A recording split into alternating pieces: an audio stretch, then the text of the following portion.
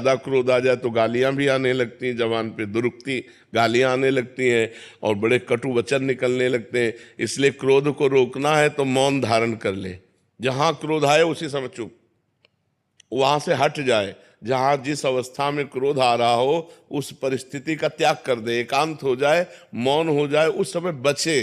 अब ये नहीं कि भिड़े, अगर भिड़े तो फिर क्रोध आ गया, फिर गाली गलौज, फिर मारपीट, फिर हिंसा। इससे जितना बचा जा सके। ये राक्षसी प्रवृत्ति है, क्रोध जो है ये आसुरी प्रवृत्ति है, ये नाश कर देती है। इसलिए सबको इससे बचना चाहिए। जिस समय क्रोध आ जाए उस समय मौन हो जाओ, जिस समय क्रोध आ जाए उस समय हट जाओ। जिस समय क्रोध आवे जोर जोर से राधा राधा बोलने लगो, क्रोध शांत हो जाए। को परीक्षा समझे कि भगवान मेरी परीक्षा ले रहे, मुझे क्रोध नहीं करना है। ये भजन के विघ्न है, काम क्रोध लोभ मोह मद मत्सर। अहंकार नहीं करना, ईर्ष्या नहीं करना, परिवार से मोह नहीं करना, क्रोध नहीं करना, काम भावना से किसी पराई स्त्री को नहीं देखना।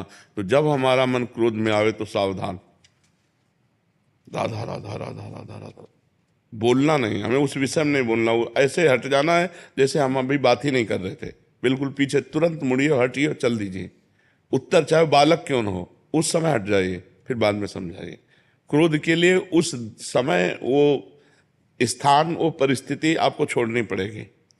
नहीं तो जहां प्रति उत्तर हुआ तो गालियां आएंगी, फिर वो क्रोध अपना स्वरूप प्रकट कर देगा।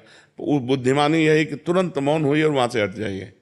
महाराज जी अपने बच्चों को भी डांट देते हैं, मैं इतना जलता हूँ। हम ये कह रहे हैं कि बच्चों को डांटने का नाटक किया जाता है क्रोध का। तो तुम अगर ऐसे गलत बात किए तो, और समझ रहे हो, अगर पढ़ाई ठीक से नहीं की ना तो आप, हम अंदर कोई क्रोध नहीं।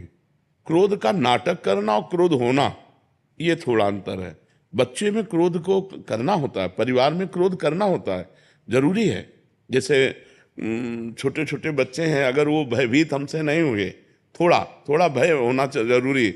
यार अगर हमने जो पापा ने कहा वो पाठ नहीं तैयार किया तो मारेंगे, यार हम कोई गलती करेंगे हमारे पापा जानेंगे, तो उनको भय होना जरूरी। भय से वो सत्मार्ग में चलेंगे, लेकिन इतना भय भी नहीं कि वो आपसे दूरी बना ले।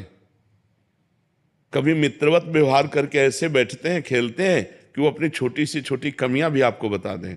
और कभी पिता की तरह हम होकर उनको डांटते हैं, जिससे वो भयभीत होकर के असत मार्ग का त्याग कर दें। लेकिन हमें क्रोध का नाटक करना है, क्रोध नहीं करना, जैसे शिष्यों से करना पड़ता है। तो ये अगर हमको उस समय सोचो तो 100 में 100% हम क्रोधित नहीं हैं। हम अपनी नौकरी निभा रहे हैं। हमें गुरु भाव से उन्होंने स्वीकार किया। अगर उनकी गलतियां बन रही तो हमारा कर्तव्य है उनको डांट करके अच्छे आचरणों में युक्त करना। ऐसे आप पिता है।